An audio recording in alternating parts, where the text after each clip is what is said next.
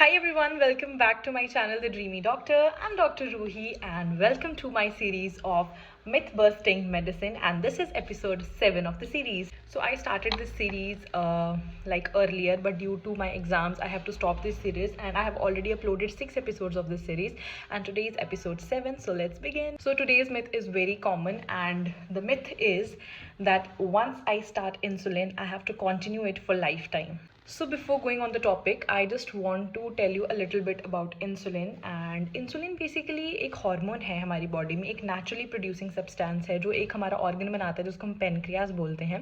और ये इंसुलिन जो होता है ये हमारी बॉडी के ब्लड शुगर्स लेवल को रेगुलेट करता है, मतलब कंट्रोल में रखता है. जब आप खाना खाते हो आपके ब्लड में शुगर लेवल स्पाइकअप होता है, इंसुलिन रिलीज होता है पेनक्रियास से और वो सारा शुगर जो है उसको सेल्स में डिस्ट्रीब्यूट कर देता है. ठीक है, लेकिन कुछ लोग होते हैं टाइप 1 डायबिटीज़ के जिनमें कि इंसुलिन की कंप्लीट डिफिशियंसी होती है, जिनमें उनका पेनक्रियास जो है वो इंसुलिन प्रोड्यूस नहीं करता.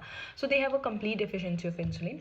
Where as in type 2 diabetes जो इंसुलिन होता है उसकी रेजिस्टेंस होती है, मतलब pancreas is producing little insulin but हमारे सेल्स जो है उस इंसुलिन को अपटेक नहीं कर पाते, जिसकी वजह से जो है आपके शुगर लेवल जो है ब्लड में जो है वो हाई हो जाते हैं. ठीक है, so this is the basic concept. So type 1 diabetes वाले जो पेशेंट्स होते हैं they have to take insulin lifetime, क्योंकि उनकी बॉडी में इंसुलिन प्रोड्यूस ही नहीं हो रहा है. तो उनको जो है एक्सोजेनसली ही इंसुलिन लेना है अपनी बॉडी में, ताकि उनका इंसुलिन जो है वो शुगर लेवल्स को रेगुलेट कर सके.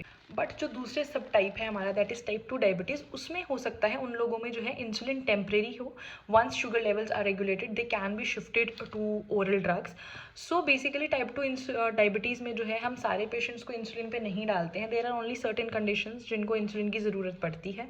फॉर एग्जाम्पल, अगर कोई पेशेंट है डायबिटिक है और उसका ब्लड शुगर लेवल जो है डिस्पाइट वो ओरल हाइपोग्लाइसेमिक एजेंट्स ले रहा है, मतलब वो दवाई ले रहा है, टैबलेट ले रहा है, मैक्सिमम डोज जो है हम उसको टैबलेट्स का दे रहे हैं, बट फिर भी उसका शुगर लेवल कंट्रोल नहीं हो रहा है, तो हमें उसको इंसुलिन पे स्टार्ट करना पड़ता है. सेकेंड, अगर कोई भी पेशेंट डायबिटिक जो है उसकी कोई सर्जरी है या फिर वो बहुत ज़्यादा क्रिटिकल इलनेस वाले फेज़ में है, वहाँ पे जो है हमें पेशेंट को इंसुलिन देना पड़ता है. So in all these conditions insulin acts like a helping hand and it supports your body until things get normal. So remember that starting insulin does not automatically mean that you will need this therapy forever. Whether you continue or stop insulin, it totally depends on how your body responds.